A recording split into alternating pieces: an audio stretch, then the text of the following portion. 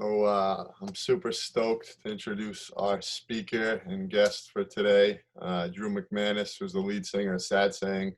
You guys know this, but his music has been deeply healing to our community, instrumental in my own recovery. He's somebody I truly look up to as not just a musician, but a father figure and a man in general. So, Drew, welcome to the Quantum Healing Collective. We can go about this a couple ways. You can just start by sharing a little bit about yourself, or we can just ask questions, whatever works best for you. I can share a little bit about what I've been working on recently, self-work wise, and then we can ask some questions. Awesome. I think, it's really important for me just as, how do you say, in a position of reluctant leadership. That like from the outside looking in, it seems like I have my shit together a lot, and I am pretty open about it, but I still go to therapy once a week. I work with, I wouldn't say a therapist, but a mentor that challenges me even more than my therapist. So I'm kind of always in a self-work cycle. I don't really stop. And every time I think I've reach some pinnacle of growth or therapy, I find myself in the throes of a new one. But a big one for me recently, a big thing I've been working on recently is going through my past and trying to find moments that shaped the way I viewed the world, and trying to pinpoint exact moments of that was when my psyche changed. That was when I started to believe that I was alone, right? That it was me against the world. That no one was going to help me or save me, that people weren't trustworthy, whatever I think especially when we're dealing with addiction, a lot of that stuff can stem from, a twisted worldview. And that doesn't just happen, right? We have 2-year-olds and we don't, my 2-year-old has no reason not to trust me, love me, believe me, find comfort in me. So there has to be some sort of turning point, where a kid decides that he doesn't want a relationship with his dad. So what I've been trying to do is go back and find those moments. And then for me, I went as far as writing both of my parents a letter and just making it clear that I didn't need any excuses or explanation or anything like that, and I'm sure this exercise could work for, an ex-husband or wife or, an old best friend, but it was really cathartic for me to write this letter, and all I was really looking for was acknowledgement. I had a very, very abusive childhood, and I just wanted to share these memories with my parents and have them go, yes, that was real. I remember that. And a huge pro tip, don't have expectations, because I had a lot of expectations and I was severely let down. So, it has to be an exercise that you're doing for you. But, the further I go into self-work, the more I'm kind of realizing that the harder it is and the more uncomfortable it is, the better the outcome, right? Because if we're doing this easy self-work that's just like, okay, well, I'm going to sit down every day, and meditate for 2 minutes, and that's where I draw the line. It's like, well, yeah, man, that will be helpful, but really when we start pulling off those kind of emotional band-aids is when I'm starting to notice huge changes in my understanding of myself. And the more I understand myself, the more I can relate to the world around me in a good way rather than a bad way,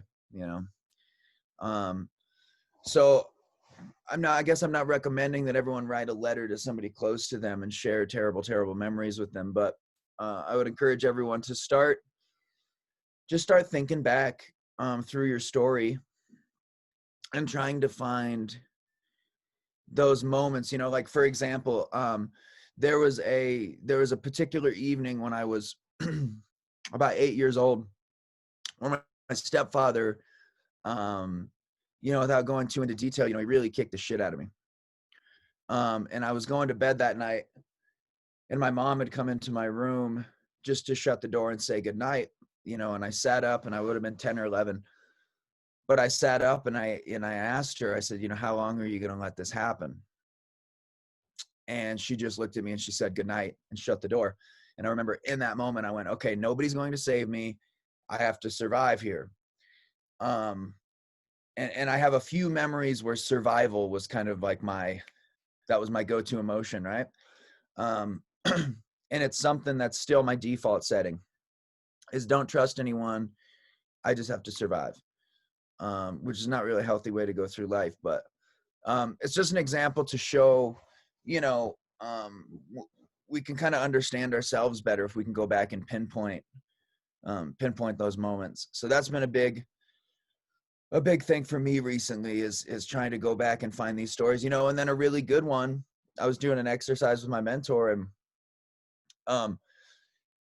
he was really pushing me to find these memories. And it was when the very first night that I hung out with and kissed my very first girlfriend.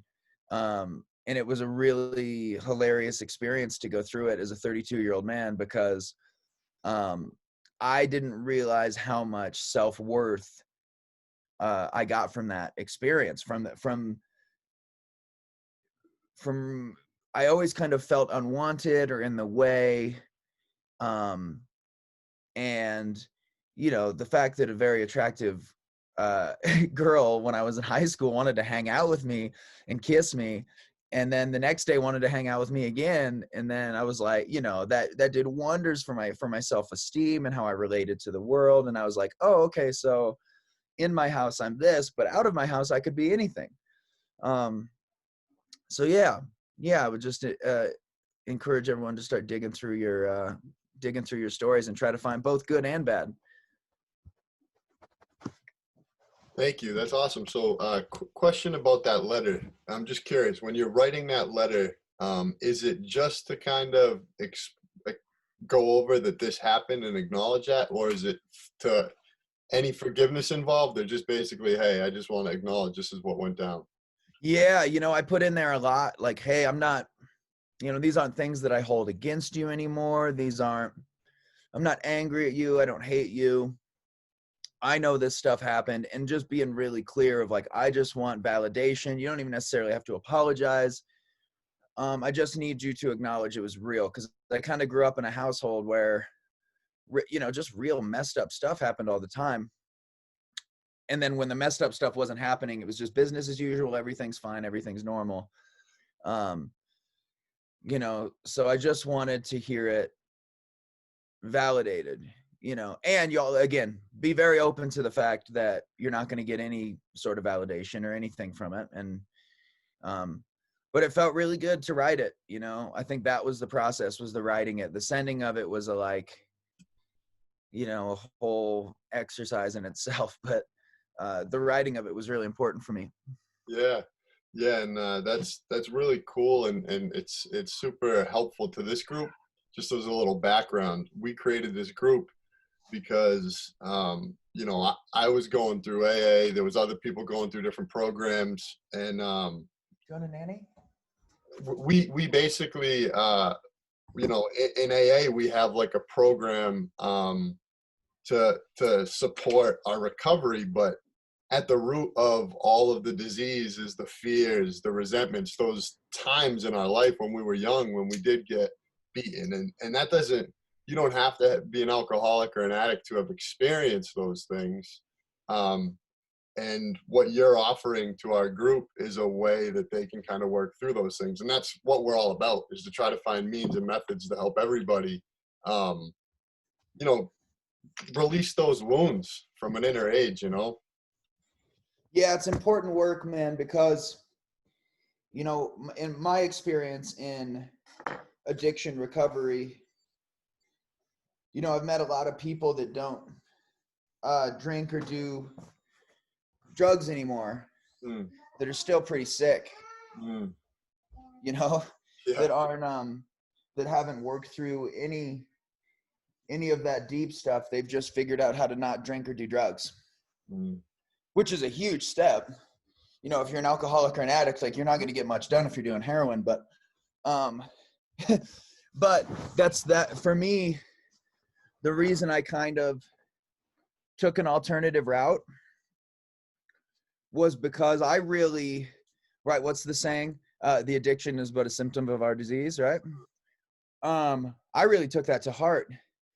You know, so once I got 6 months sober and kind of was like, you know, I had a pretty life-altering experience that sent me into sobriety, where I was just like, okay, cool, I got it. I didn't feel shaky in it at all, though, the final time. And, you know, yeah, all of my focus became on the self-work, because I think the healthier you get, you don't have reasons to go back to, you know, you don't want to crawl back in the dark hole, you know? Yeah. Yeah. And like you said, it never ends, man. For every level, there's another, you know, it just, and it's almost like what you hold out, the universe will just keep working its ass off to make sure it puts it right in your face. Yeah, and it is, man, and it is a really intense game of, yeah, my mentor is 64, and I was like, man, it really humbles me to think of the intensity of the work that I'm doing right now in my 30s. And he started laughing yesterday, and he goes, oh man, you don't even know yet. You know, he's like, wait till you work all your family stuff, and then you're just like solely working on spirituality. Yeah. You know, so it's like, but it's cool, because I think that is like, that's the warrior path, right? Is the continual sharpening of the sword. You know, my biggest fear in life is to not be getting better, or not be trying to learn and not be trying to understand more. It's the path that I've chosen, you know, and it's one that I take really seriously, and it comes before everything. So I think it's hard at times to surrender to the infinite nature of the whole thing, but that it's like the coolest thing that you can ever do. You know, if you're putting a good chunk of your life's focus on improvement and learning. I mean, I just couldn't think of a better way to live. Yeah. Yeah. That's what our squad's all about, you know, and I'm sure a bunch of them have questions. So I'm going to open it up early, because I know a lot of people want to chat with you. Yeah, please. Joey? Yeah. Drew, what's up, man? Awesome to talk to you too, by the way, brother. Yeah, man. Being the fact that you got a 2-year-old like Kyle and I, and maybe some other people I think have some kids on here too that are around that age, and I know they have other kids. How, after being brought up in an environment like that, man, because I was brought up in a rough environment too, and as being a father now, that programming kicks in those moments when you like just want to behave like you know how to behave. So how have you been able to tamp that down? Because I'm still working on those moments when like I act like my old man when my daughter starts pissing me off, and I'm like, oh shit, I gotta, whoa, you know. So what do you? Yeah, go for it. It's tricky, man, because, you know, with my 2-year-old, it's a bit easier. I don't really pop off on him, but I have 3 step kids that I've been with for over 10 years. Wow. That are my kids, you know, and their dad's not in the picture. Yeah, wait till your 2-year-olds become teenagers. You know, for me, we're always gonna make mistakes, you know, as parents, and we always are gonna, you know, I've had long conversations with my kids about me, and just kind of explaining, like, you know, here's what was going on while my prefrontal cortex was forming. You know what I mean? Yeah. So I think the key thing is, you know, you can do all of these different exercises to keep the anger under control and try not to pop off. But I think the biggest thing is that you're going to pop off. And the key is to acknowledge it as quickly as you can and apologize for it. Because the biggest change that I've seen with my kids, the older kids, is when I overreact about something, is when I go to them immediately after and we're like, yo, dude, that was out of line. Like, what you did was wrong, but it absolutely didn't warrant the response that I gave you. That's huge. And yeah, I mean, and what that does to a kid of just like, okay, cool. So it wasn't just me that felt like you were being a dick. Thank you for acknowledging that. You know what I mean? Right. It's super weird. it allows the kid, I guess, to basically see that, like, listen, I'm not perfect, and like, you don't look at me as like the vision of perfection, you know, and I can still do some things that might be not so good, and allows them to see vulnerability as real too, which I think is another big thing. Yeah, man, that's huge. Thank you so Yeah, much. and for it teaches kids the importance of admitting when you're wrong, which Yes. fuck, man, could you imagine if every adult walking around the world was just like, oh, hey, that was my fault. I take full responsibility for my actions and I apologize. I could think of Wow. nothing better than teaching people to be responsible for their actions, True that, brother. 100%. That's 100%, man. I can even think of my own life as like, if I could go back and think of the moments when, like, my folks just did things that were, they could have just fessed up and been like, that was way out of line. I stepped way out of line. I shouldn't have done that way. I could have done it another way. I apologize. You didn't do good. Yes. You did something wrong. Like you said, like, you did something wrong and you shouldn't have done that. But what I did was 10 times worse after what you did. And I made it, wreck the situation. So that's huge, man. Thank you so much for that. It's a good Yeah, call. absolutely. So I see a couple more hands up. Before we move off that topic, though, I just want to say your song "I'll Be There" is like the most epic bonding song, and that song is like my jam to my boys. So Yeah. I love it. Yeah, that song's actually was written before Malachi was born. That's for the older 3 kids. so cool, man. Yeah, and it's the huge focus of that song was as I had a call. I was on the road and I had a call with my wife. And we were just talking about how the kids are getting older, and I just was overcome with the thought of like, what do I hope to send you out in the world with? Because I'm not a great teacher, I pretty fairly decent at teaching martial arts, anything technical. I can teach technical things, but I just was kind of overcome with the thought of like, okay, cool, it's easy. I'll just write it down in a song and then I can give it to them and be like, this is what I want for you, Awesome, man. That's awesome. Thank you for that. Yeah. Tammy, go ahead. Hello, Drew. Hey, Tammy. I'm like mind blown right now. Mostly this is not so much a question, but more gratitude. I really didn't know much about your music until I heard that you were going to come on to speak today. And so I think I listened to one song when maybe Kyle had put it up on Facebook. And I was like, oh, that's pretty cool music. But I didn't really give much of a thought to it at the time. And I went onto Spotify recently and started listening. And I was like, whoa, there's something to this music. And it just totally was like my jam. And I was like, yeah, like my personal yoga practice needs this music in it. And I had other plans this morning, and I wasn't going to be able to come on the call. And then I find it very amazing how the universe steps in and the plans got canceled. And like, I really wanted to be here because I just, this healing collective really elevates my vibe. And I love every single person on here. But I just wanted to comment about, whoa, like the universe came in and put me in a place that I needed to be today, because I've been on a 10-year healing journey and I've been, excavating a lot of stuff out of me. And just recently, the universe, you're comfortable for a while and then all of a sudden you're like really uncomfortable and the pain is coming out. And I knew something was going on inside of me and I didn't really know what it was until I went to go see my friend Kristen yesterday for a Reiki session. And it just all kind of like showed up on a plate. And I was like, oh my God, this is what I've been working on. And this is really deep. This is stuff my therapist has been telling me for 10 years that I have to work on, that I've been putting aside. So I've been doing this really deep work, and I just right now being here, listening to you was exactly what I needed today, because you just validated in my life everything that I'm working on currently. And when you said sometimes your mentor challenges you more than your therapist, I got that. And until this moment, I didn't realize how one of the people in my lives was really pushing and challenging me just by their presence. It is really about the self-work. And,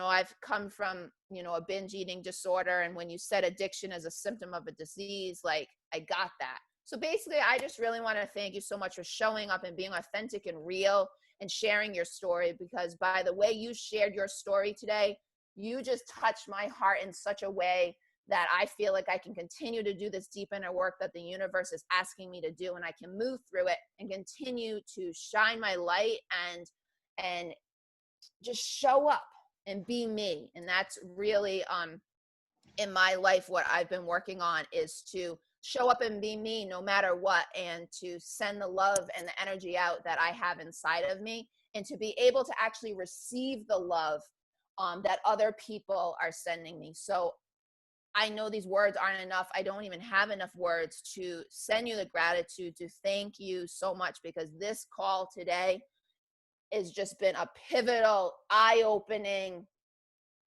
amazing experience. So thank you so much. And thank you for sharing your music. And I look forward to continuing my work, listening to your music. You are an amazing guy. And I thank you so much for your presence today.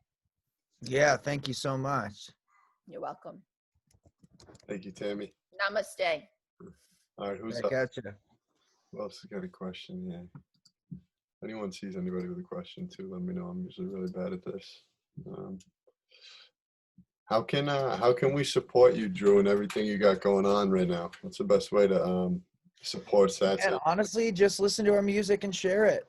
Yeah. You know, like that's it. You know, a lot of people are doing different fundraisers and stuff like that. I'm really blessed that I made some really you know, stupid business decisions at the time that turned out to be good ones. You know, so I own all of my music, you know, so when you guys listen to it, it, you know, it keeps my family going. So just listen to it and share it with people that you think can use it. That's it. That's You know, awesome. send a link to five people that don't know about the band, you know? Yeah, we can definitely all do that. Kyle, I Yeah. actually had a question. Yep. Where did the name Satsang come from? When I was in Nepal, so you familiar with what the word means? Okay. So I don't think everyone is, Drew. okay. So there's kind of two meanings. It can mean like in the company of truth, or it can be used as a verb, like what you guys do is satsang, right? Where you come together to kind of decipher like the ultimate truth. You talk about a subject, you try to boil it down to like what the truth is. And in Hindu culture, they have satsang on a regular basis, right? Where it's essentially like a Bible study, but they could be talking about something from a book, or, you know, just some sort of spiritual concept. But I learned it when I was in Nepal. I was at a climbing gym, an outdoor climbing gym in Kathmandu, and I met this cool kid, and we were hanging, and he was just like, "Hey man, I'm going to satsang later and you should come." And I was like, "What's satsang?" And then he explained it to me, and in that moment I was like, man, if I ever start a band, that's what I'm going to call it. That's sweet. So a few years later, that was what I settled on. Awesome. Thank you. Yep. Fantastic. We have a few more questions here. I think I have a question. yeah, that would be cool. Hey, what's up, guys? Hey, what's up, Drew? We went to see you when you were in Hyannis, and it was an awesome show. You were with Michael Franti. We've been listening to your music forever, and we've got a little one too, and she jams out to it. So we're pumped to have you on the collective today. We have our first night away since the whole quarantine thing happened. So we're like actually out at a hotel, but I'm like, I can't miss this meeting. So we're like in the hotel lobby. But my question for you, you said you had a pivotal moment that kind of like awakened you when you were doing your, like in the beginning stages of your recovery. Yeah. I don't know if that was something that you'd be willing to like share. Like what was that experience for you? Yeah, you know, it's kind of a legendary story, and I'm always kind of reluctant to share it in addiction recovery groups. But, you know, long story short, was for a year or so, I would be sober for 3 to 6 months, and then some sort of emotional trigger would happen where I'd be like, fuck it, I'm going to drink. And then, you know, I had loaned a piece of climbing gear to a friend. I don't know how many of you guys are familiar with climbing, but it was a cam.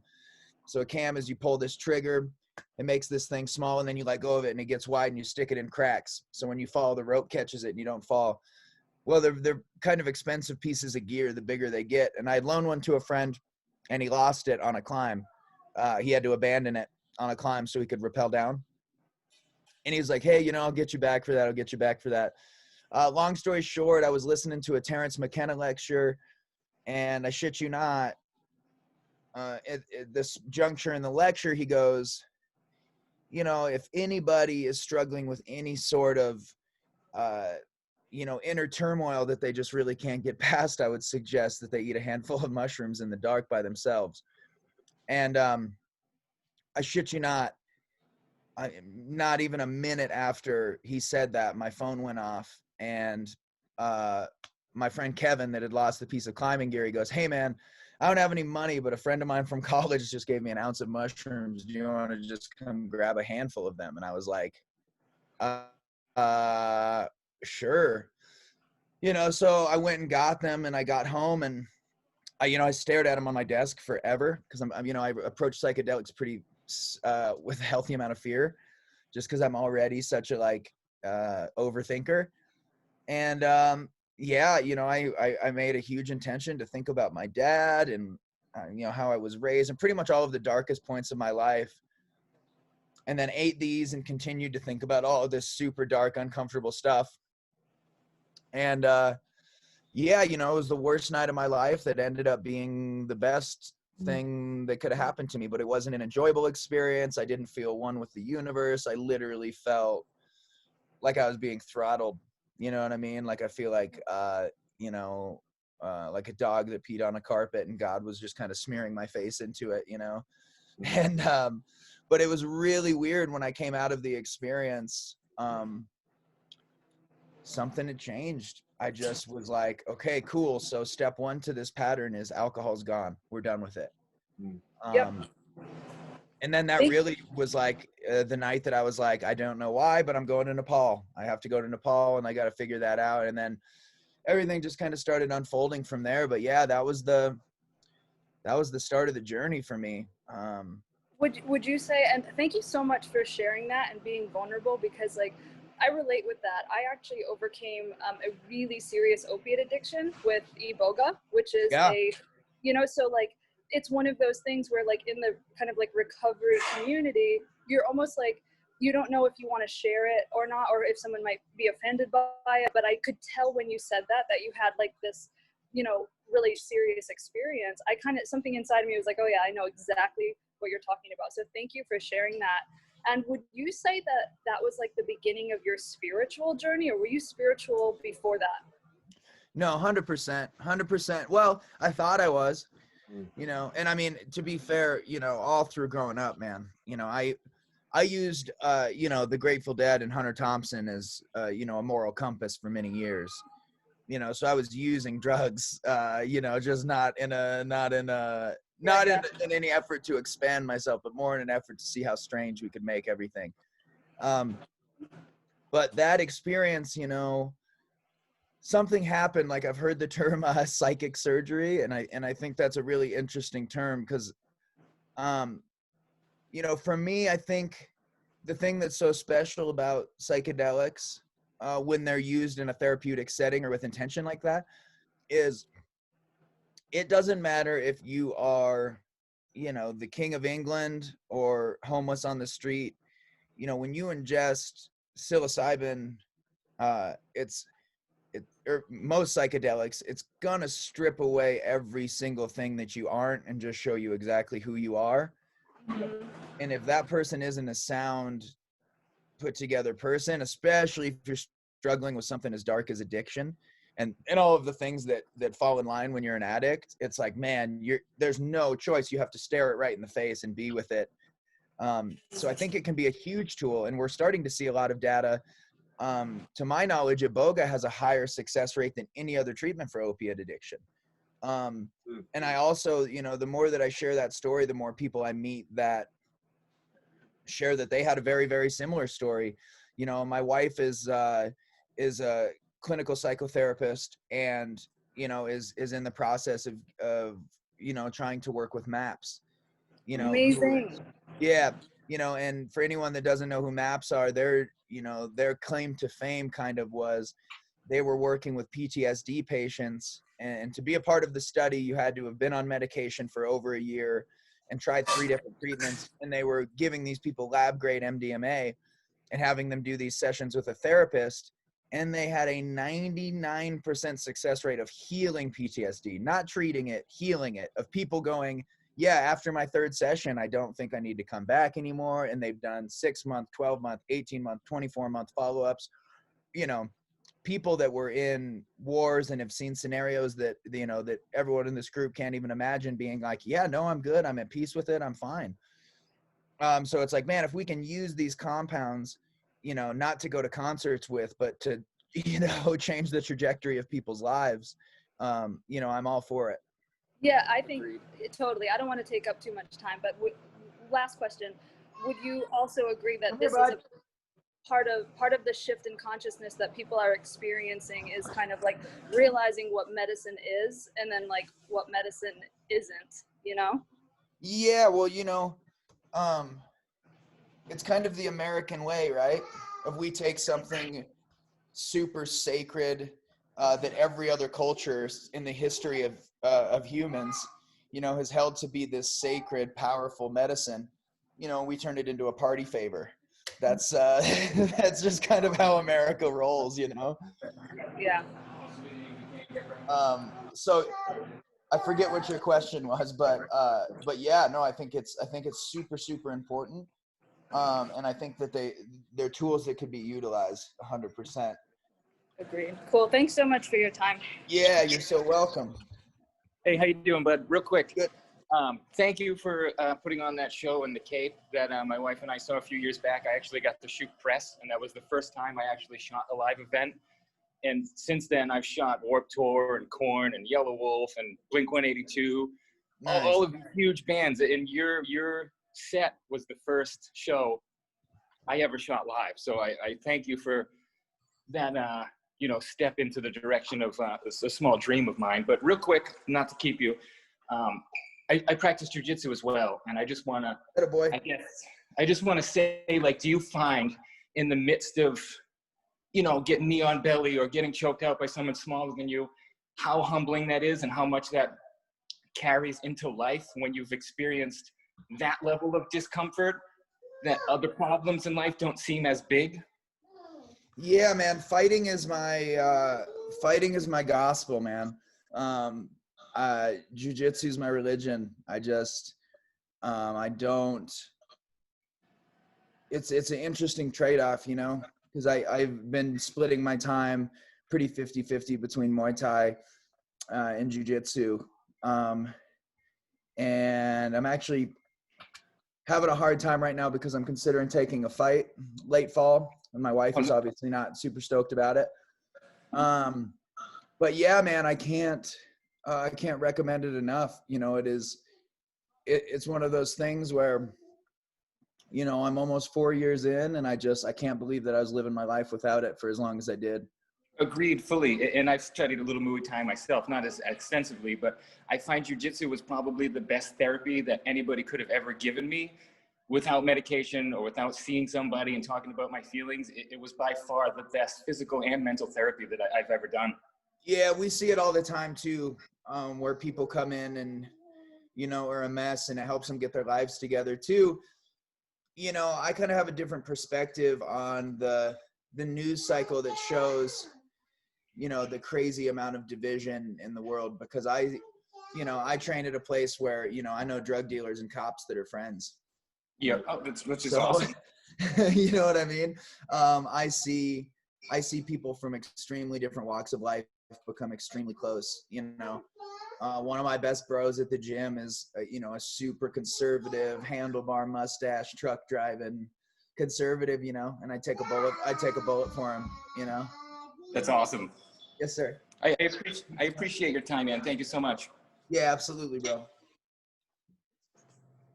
All right, does anyone else have a question here? Or? Got Betty, brother. Oh, awesome. Betty, go ahead. Oh, hold on. Malachi, you want to go see Silas? Hi, Andrew. Hey. I can relate to the jujitsu, and this is something I don't think anybody on here, even Kristen, doesn't know. But when I was 51, I got an apprentice black belt in jujitsu, and I found that it gave me so much confidence, even when I go shopping, and you know, I walk taller, and I'm not afraid of people that are around or anything that can happen. So psychologically, it really helped me in that respect, because I was always, well, I'm still kind of a little nervous talking and stuff, but it gave me a little more confidence. And I love what you do, and keep sharing, because what you're doing and sharing your experiences is definitely helping others. So don't think whatever you're doing is not, helping, or you're not doing anything. You're helping more than you think. Well, thank you so much. God bless you. Yeah, you too. Thank you, Betty. Does anyone else want to ask a question here? And Guy, go ahead, Guy. Hey man, Guy over here. I just really wanted to thank you, Andrew, for pointing out this moment with your older children, because I have an older son. He's 19, and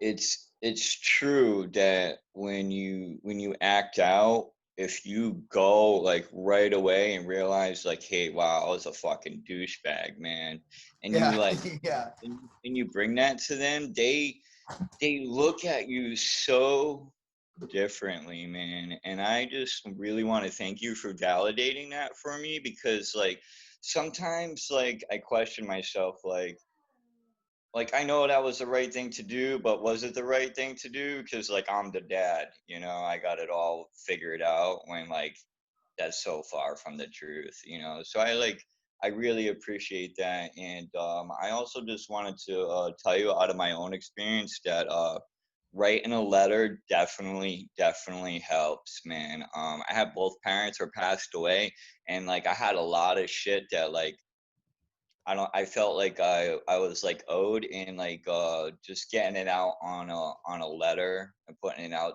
into the universe was like super helpful, man. So Yeah, 100%. I just wanted to thank you for sharing that, man. I could identify with a lot of your story, man, growing up in a tough house, but it's so crazy at this point in my life. I would never change any of it, man. Yeah, that's kind of the tricky thing about that whole sharing process of, when I talk to my mom, she goes, if I could go back and change it, I would. And I was like, I wouldn't change any of it. It's done now. And I don't know who I'd be if it hadn't happened.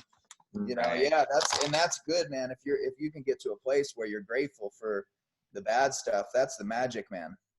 Yeah, man. Thanks, brother. I appreciate you, man. Yeah, likewise. Thanks, Guy. I see Claudia's hand up. Go ahead, Claudia. Yeah, this is so much fun and exciting, and my heart is just like lit up, because like hearing like I want more men to be like talking like this. I'm currently in a program called Love Life Legacy, and there's like 9 women, and I'm like, where are the men at? And yeah, I'm 44 and I'm still turning over rocks. I'm still doing my work. I hope it never ends, like you said. And it's just great to hear other like-minded people out there making a difference in the world. I stand here with plant medicines having changed so much of my life as well. But I understand, aside from all ceremonies and all the wonderful things, we have to like walk our life path and do our work every day. So it just feels good. It's just, my heart is just like, yes. So thank you. Yeah, thank you. All right, cool. Hey, touching it, dude. All right, I don't see any other questions. So we end with a prayer. But before we do that, I just want to say, Drew, when I had I think I had like a week clean, I went to Levitate Festival with a bunch of my friends. I remember, dude. I remember that picture. Yeah, man. And I'm bad with names, man, but I'm great with faces, and I'll never forget your face. yeah, that was so cool, because it was like, I was searching for a little bit of strength, man, and you were just up there jamming, and afterwards I was like, yo, could you sign the CD? And you just had our whole squad come out back, and that was just powerful, man. It made me feel so alive, and forever grateful for that, man. Yeah, 100%. And thank you for coming on here today. We'll have Danny is going to read our dedication of merit whenever you're ready, Danny. we like to basically channel all the energy we created here and send it to all those awakening. We're gonna go see silence. You never sent it to me, buddy. Oh, I'll read it then. Hold on one sec. Yeah. Let me see. All right, so dedication of merit. We dedicate the merit of this meeting to all of those awakening at this precious time. May our efforts to better ourselves help shift the planetary consciousness from fear into love. May this energy ripple out into the world and awaken those with closed hearts, illuminate closed minds, and inspire all to live within the presence of compassion and generosity. So thank you guys, and thank you, Drew, for joining us, man. I know you're a busy man. We really appreciate it, and that was awesome, brother. Yeah, you're so welcome, guys. Thanks for having me. Thank you, Drew. Thank you, brother. Thank you, everybody. Much love, y'all. Yeah, everybody have a All good right, night, see man. you guys. Keep up the good Later. work, man.